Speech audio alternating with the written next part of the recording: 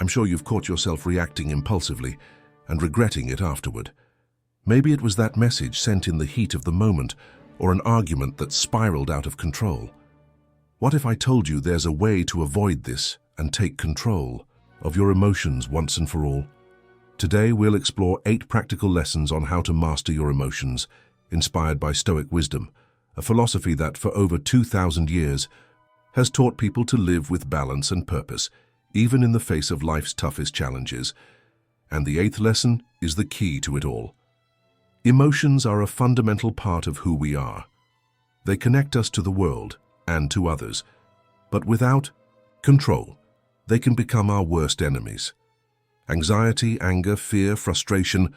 How many times have these feelings caused you to miss opportunities, ruin relationships, or even harm your health? But don't worry, there's a way out. The Stoics believed that by understanding our emotions and learning to control them, we could achieve a life of true freedom and peace. It's not about ignoring what we feel, but about transforming these emotions into allies instead of letting them dominate us. In this video, you'll learn simple yet incredibly powerful lessons left to us by great thinkers like Marcus Aurelius, Seneca, and Epictetus. These are time-tested strategies that can help you face everything from minor setbacks to the greatest challenges of modern life. Here's an important warning. Don't leave before the end. Each of the 8 lessons is like a piece of a puzzle, essential for gaining control over your emotions. Missing even one part could mean losing the key to transforming your life. Get ready to reflect, take notes, and, most importantly, put these lessons into practice. Because mastering your emotions isn't something you achieve just by listening, but by living the philosophy daily. Before we begin, if you're new to my channel, be sure to subscribe and turn on notifications so you can keep receiving content. That helps you live a more fulfilling life. To help you fully understand what we're going to cover today, let me start with a brief story. Hugh was a young man full of dreams and dedication, but lately he felt overwhelmed. The pressures of work, family demands, and daily frustrations were taking away his peace. Sitting on that bench, he recalled a piece of advice his grandmother had given him years ago. Read the philosophers. They have more to teach than you can imagine. At that moment, Hugh decided to give it a try. He picked up his phone and searched for Stoic philosophy, an idea he had heard about but never explored. That's how he came across 3 great masters: Epictetus, Marcus Aurelius, and Seneca. Hugh began applying Stoic teachings to his life. He first learned from Epictetus, who said, "It is not events that disturb us, but the judgment we make about them." Reflecting on this, Hugh realized that his anxiety over a work meeting actually stemmed from his fear of being judged. It wasn't the meeting itself, but how he perceived it. So Hugh decided to change his approach. Instead of fearing others' judgment, he focused on what he could control: his preparation and attitude. This not only reduced his anxiety, but also helped him present himself with greater confidence. Shortly after, on a particularly stressful day, Hugh faced a difficult situation. He lost an important work contract. His initial reaction was anger and frustration, but he remembered the words of Marcus Aurelius, "You have power over your mind, not external events. Realize this, and you will find strength." Hugh took a deep breath and thought, "I can't change what has already happened, but I can use this experience to grow." He wrote down what he could do differently in the future and decided to move on without being consumed by guilt. On another occasion, during an argument with a close friend, Hugh felt the impulse to react with anger, but before responding, he recalled Seneca's words, "Anger is like a flame. The more we feed it, the more it grows." Hugh chose silence, listened to his friend carefully, and only then responded calmly and rationally. To his surprise, the conversation ended constructively, strengthening their friendship rather than destroying it. Over time, Hugh realized it wasn't about avoiding emotions, but learning to use them as allies. He discovered he could live with more serenity and purpose by following Stoic principles, focusing on what he could control, accepting what he couldn't change, and acting with virtue in every situation. Just like Hugh, you can also transform your life by learning to master your emotions. As Epictetus reminded us, happiness and freedom begin with understanding what is within our control and what is not. The journey may not be easy, but the results are worth every effort. Now, let's dive into the 8 lessons that will help you better control your emotions. First, practice the view from above. Imagine looking at your life from above as if you were a distant observer. Problems that seem so overwhelming in the moment begin to shrink when seen in perspective. This is the concept of the view from above, one of Stoicism's most transformative teachings. Marcus Aurelius, one of the great Stoic emperors, wrote in his Meditations, "Look at things from above, see them for what they really are. Observe how people live, what they value, and how everything is transient." He believed that by elevating our perspective, we can perceive the true nature of things and realize that many of our worries are fleeting and insignificant. Think about an everyday situation, like a stressful day at work or an argument with someone close. In the heat of the moment, it might feel like the end of the world, but now imagine observing that scene as if you were looking down from the top of a mountain. Does the problem still feel as big? Epictetus reminds us, "Only when you distance yourself from events can you see them for what they really are." The view from above helps us separate what is meaningful from what is merely a distraction, allowing our decisions to be more rational and less emotional. The practice of the view from above starts with small steps. Here are some ways to apply it in your daily life. Sketch your problem on paper. Imagine explaining the situation to a friend who has never experienced anything similar. The simple act of writing brings clarity and emotional distance. Use the timeline technique. Ask yourself, will this still matter in a week, a month, or a year? Often you'll realize that your problems don't carry the weight you imagined. Meditate on the vastness of the universe. Take a few minutes to reflect on how small your role is within the immensity of the cosmos. As Seneca said, "The universe is vast and time is infinite. Our suffering is but a grain of sand on the beach of existence." With the view from above, you learn to better handle challenges and focus on what truly matters. The Stoics show us that by observing life from a broader perspective, we can find serenity even in the most difficult situations. As Marcus Aurelius also wrote, "The entire earth is but a point in space, and each life is a moment in time." He didn't say this to discourage us, but to free us. With the view from above, you can let go of the worries that hold you back and start living with more clarity, balance, and purpose. Second, cultivate virtue, not perfection. How many times have you pressured yourself to be perfect, made a mistake, and blamed yourself as if it were the end of the world? The truth is, perfection is unattainable, but the constant cultivation of virtue is what truly matters. This is one of Stoicism's most important teachings. Seneca reminds us, "Virtue does not demand that we be perfect, but that we are always making progress." For the Stoics, virtue is not a final state, but a journey. They teach us to focus on becoming better each day, without the illusion of achieving perfection. The Stoics defined virtue through 4 pillars. Courage, the ability to act steadfastly even in the face of fear. Wisdom, knowing how to distinguish between what is good, bad, and neutral. Justice, acting with integrity and treating others with respect. Temperance, maintaining balance and avoiding excess. These pillars don't require us to be flawless, but they encourage us to seek improvement in each area, day by day. Cultivating virtue means acting intentionally in everyday situations. Here are some practical ways to apply this principle. Practice daily self-awareness. Take a moment to reflect on your actions. Was I just today? Did I show courage in the face of challenges? Did I make balanced decisions? This reflection is not for self-judgment, but for learning and growth. Accept mistakes as part of the process. Epictetus teaches, "No one is born wise. Virtue is cultivated like a tree with patience and practice." When you make a mistake, use it as a stepping stone, not as a burden. Set small goals for each virtue. For example, if you want to cultivate courage, gradually face something you fear, like speaking in public or standing up for your opinion. Remember, small steps create significant changes. Make virtue a daily habit. Marcus Aurelius said, "Virtue is the only wealth that can never be taken from you." Begin each day with the intention to act virtuously in specific situations, whether by listening attentively, being fair in your decisions, or controlling impulses.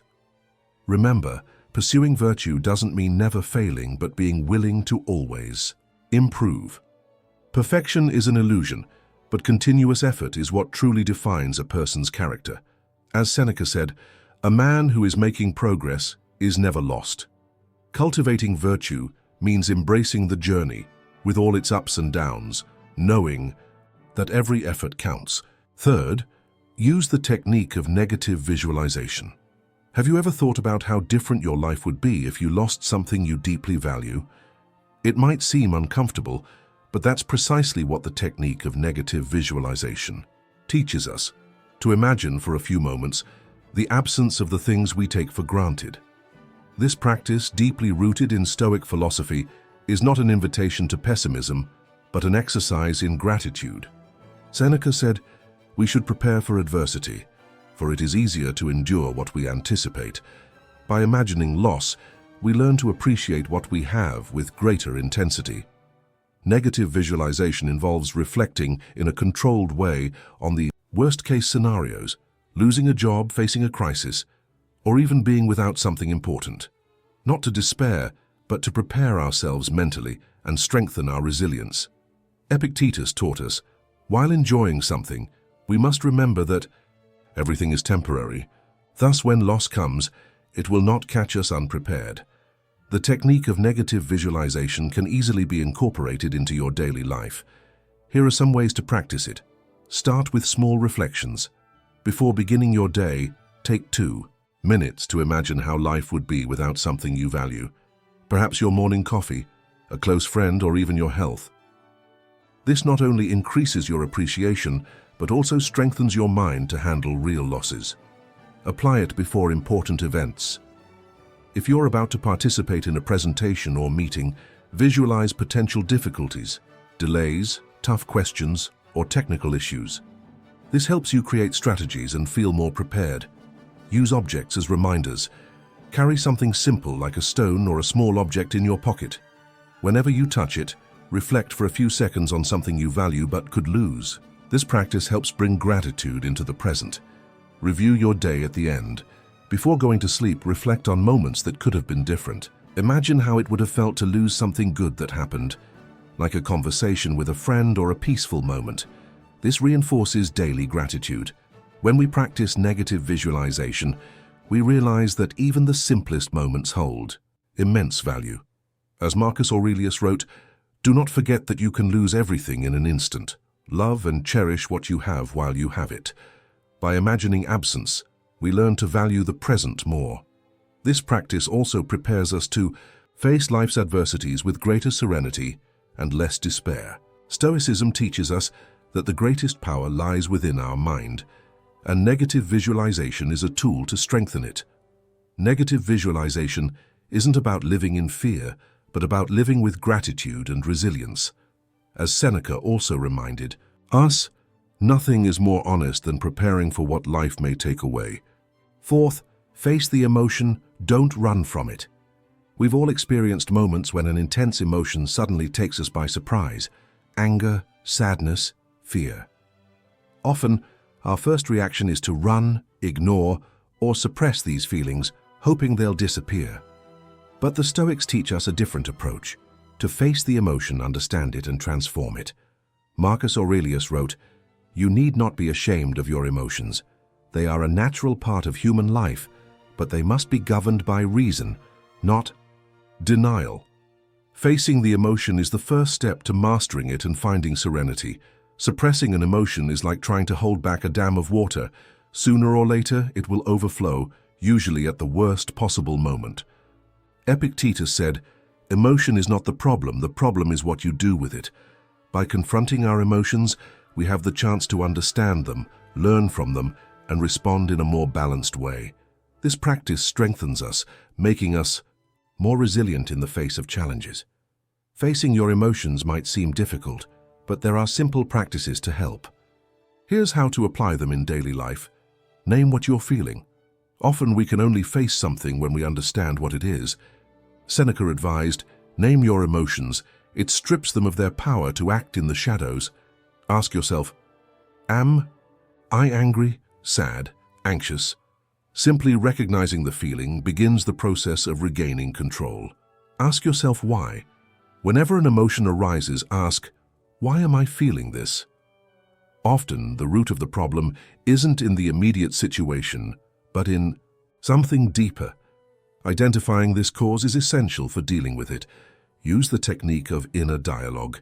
Imagine you're talking to a friend. What would you say to help them face this emotion? Now apply that advice to yourself. Marcus Aurelius wrote, "You are your greatest counselor. Speak to your soul as a wise guide speaks to a student."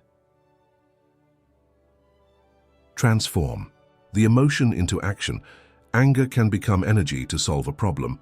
Sadness can become a moment of reflection and learning. Ask, how can I use this emotion for something positive? Another important point is seeking support. Sharing your emotions with someone you trust can help clarify your thoughts. As Epictetus said, wisdom grows in dialogue, both internal and external. Don't be afraid to ask for help when needed. By facing your emotions, you develop stronger self-control and greater mental clarity.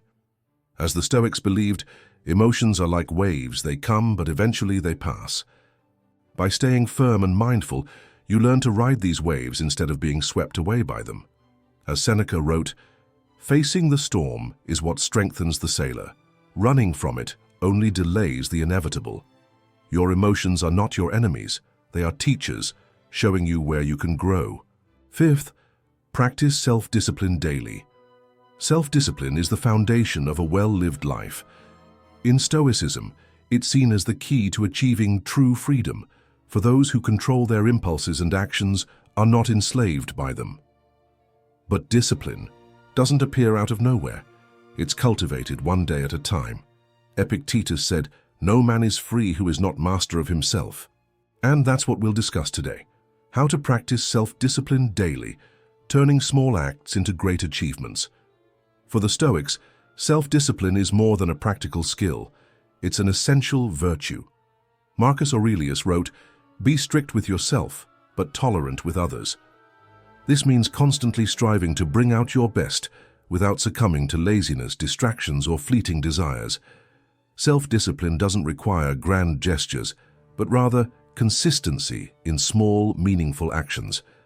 You can start practicing self-discipline with small steps in your daily life. Here are some practical ways to incorporate it into your routine. Set clear and realistic goals. Seneca reminds us, if you don't know where you're going, no wind will be favorable. Establish a small goal for the day, whether it's completing a specific task or dedicating 15 minutes to learning something new. Create a morning ritual. Starting the day with discipline sets the tone for the hours ahead. Wake up at the same time, make your bed, and spend a few minutes planning your day or meditating. This simple habit helps build a sense of control. Resist momentary impulses. When you feel the urge to procrastinate or give in to an immediate desire, ask yourself, does this bring me closer to or farther from what truly matters? Marcus Aurelius advises, the mind is strong when it resists what is easy. Create small daily challenges. Pick something to challenge your comfort zone. Stay off social media for a few hours, take a cold shower, or avoid impulsive food cravings. These practices strengthen your willpower. Reflect at the end of the day. Before bed, ask yourself, what did I do today that demonstrated discipline? Where can I improve tomorrow? This habit, inspired by Stoicism, allows you to learn from your actions and refine your daily practice. Self-discipline isn't just about achieving goals, it's about developing character. As Seneca wrote, virtue is not achieved without effort. Every act of discipline strengthens your mind, making you more resilient and better prepared to face life's challenges. The Stoics understood that self-discipline is a skill that grows with consistent practice. Epictetus said, train your mind to desire only what depends on you. This means focusing on what you can control and letting go of what is beyond your reach. Marcus Aurelius adds, The hard work of today is the foundation of tomorrow's freedom. With every small effort, you move closer to a more balanced, productive, and fulfilling life. Self-discipline isn't something you achieve all at once, but something you cultivate daily. Start today with small steps. Choose an area of your life where you want more control and make an intentional decision. As the Stoics taught us, the greatest power you can have is control over yourself. Practice discipline and discover the freedom that comes with it. Sixth, take breaks for mindful breathing. In a fast-paced world, we often forget something fundamental: breathing. Not just the automatic act that keeps us alive, but mindful breathing that connects us to the present moment. For the Stoics, breathing was more than a biological function. It was a tool for cultivating serenity and focus. As Epictetus taught, everything you need is within you. Calmness is in your mind, and your breath can guide you there. The practice of mindful breathing is a powerful way to regain control amidst chaos. The Stoics believed that self-control begins in the present moment. Marcus Aurelius wrote, "The mind needs moments of pause just as the body needs rest." Mindful breathing is a simple and effective path to these moments of pause. By focusing on your breath, you bring your mind back to the now, steering it away from worries about the past or anxiety about the future. It's an act of focus, discipline, and self-care. Incorporating mindful breathing into your daily life isn't complicated, but it does require practice. Here are some simple ways to do it. The 4-4-6 technique. Whenever you feel stressed or anxious, inhale deeply through your nose for 4 seconds, hold for another 4 seconds, and then exhale slowly through your mouth for 6 seconds. This practice helps calm both mind and body. Schedule breathing breaks. Set alarms on your phone to remind you to take a 1-minute break for deep breathing. As Seneca said, even the noblest work needs intervals to renew the spirit. Breathe before acting.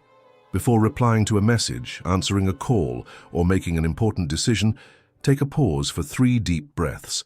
This helps you respond with clarity rather than impulsiveness.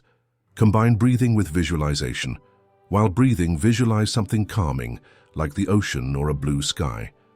Marcus Aurelius said, "The soul needs simple and tranquil images to renew its strength." Breathe upon waking and before sleeping. Start and end your day with 2 minutes of mindful breathing. This practice prepares your mind for the day's challenges and relaxes it before rest. Practicing mindful breathing reduces stress, improves focus, and strengthens your ability to handle difficult emotions. It's a simple yet profoundly effective tool that the Stoics used to cultivate tranquility amidst adversity. Seneca wrote, "The control of the mind begins with the control of the breath." By breathing mindfully, you strengthen not only your body, but also your mind. Taking breaks for mindful breathing is a simple yet transformative act. It doesn't require equipment, excessive time, or special skills, only your presence and intention. As the Stoics taught us, inner peace begins with small acts of attention. Try it today. Pause, breathe, and feel the power of the present moment. 7th, control what you can control. How many times have you felt frustrated over something beyond your control? Perhaps the traffic that made you late, someone's opinion, or the unexpected behavior of another person. These situations highlight an essential truth: spending energy on what we cannot change is futile. The Stoics, masters of balanced living, teach us that true freedom lies in focusing on what is within our control. As Marcus Aurelius wrote, "You have power over your mind, not external events. Realize this and you will find strength." The Stoics divided the world into 2 categories: what we can control and what we cannot. Our thoughts, choices, actions, and attitudes are under our control. On the other hand, the behavior of others, the weather, or the unfolding of external events are beyond our reach. Epictetus said, "The key to peace lies in distinguishing what depends on you and what does not." This simple understanding changes everything. Controlling what you can begins with small daily practices. Here are some ways to apply this principle in your life. Ask yourself, do I control this? Whenever you feel anxious or upset, pause and reflect, do I have the power to change this? If the answer is no, let go of the worry and focus on what you can do next.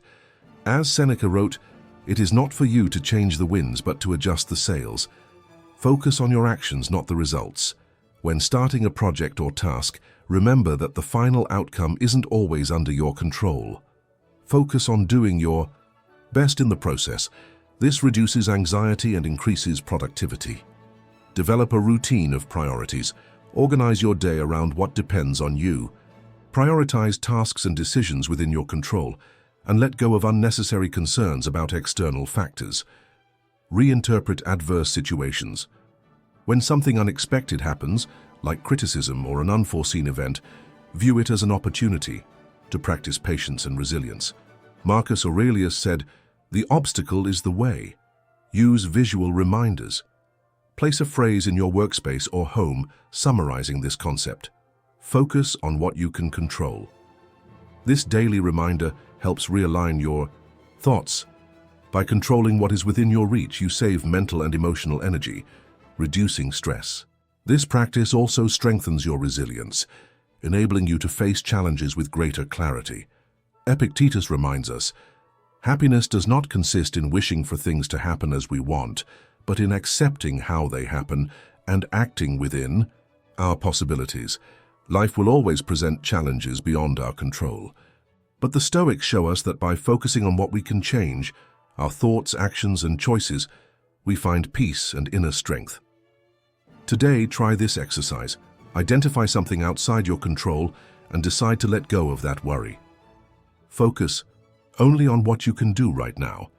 As Marcus Aurelius wrote, the soul in harmony with its own nature remains unshaken by circumstances.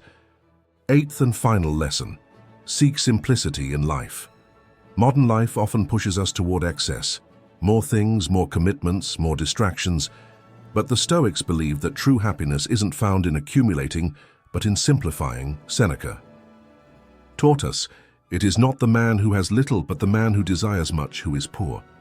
Seeking simplicity is an act of rebellion against external chaos and a return to what truly matters.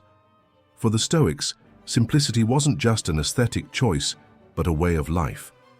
Marcus Aurelius wrote, "Keep things simple, clear, and straightforward. Nature does not complicate things, and neither should you." Living simply means eliminating the superfluous, both in material possessions and mental clutter, to focus on what truly contributes to a fulfilling life. Simplifying life might seem challenging in a world full of stimuli, but the Stoics show us that small actions can make a big difference. Here are some practical ways to apply this principle. Reevaluate your possessions. Ask yourself, do I really need this? Seneca said, "Nothing is richer than the person who is content with the essentials." Donate or discard things that don't add value to your life. Simplify your schedule. Identify commitments that drain your energy without providing real benefits.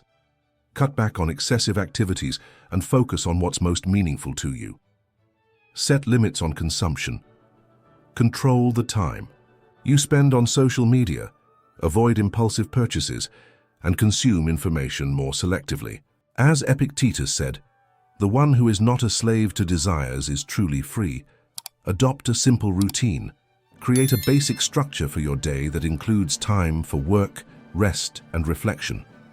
Eliminate unnecessary tasks that complicate your routine without real purpose. Practice gratitude for the basics. Before complaining about what you lack, remember what you already have. Marcus Aurelius wrote, "Simple and ordinary things, when well appreciated, are more valuable than the luxuries we covet." Seeking simplicity is more than a lifestyle. It's a path to inner peace. By reducing excess, we create space for what truly matters: genuine connections, purpose, and tranquility. The Stoics show us that by simplifying, we gain more time, energy, and clarity to live fully. Simplicity isn't about having less, but about living more. As Seneca reminded us, life is long enough if we live it wisely. Today, choose something to simplify in your life: your home, your mind, or your routine. Eliminate the excess and discover the value of the essentials. Congratulations on making it to the end. The simple fact that you watched all the way through demonstrates your dedication to seeking knowledge and tools to transform your life. This journey toward a more balanced and mindful life begins with small decisions, like investing time in yourself. Now, we want to hear from you. Share in the comments what resonated with you most in this video, and if you don't have anything specific to say, write gratitude in the comments. That way, we'll know you watched until the end and are committed to your personal growth. Don't forget to subscribe to the channel, turn on notifications, and share this video with someone who's also seeking a fuller, more meaningful life.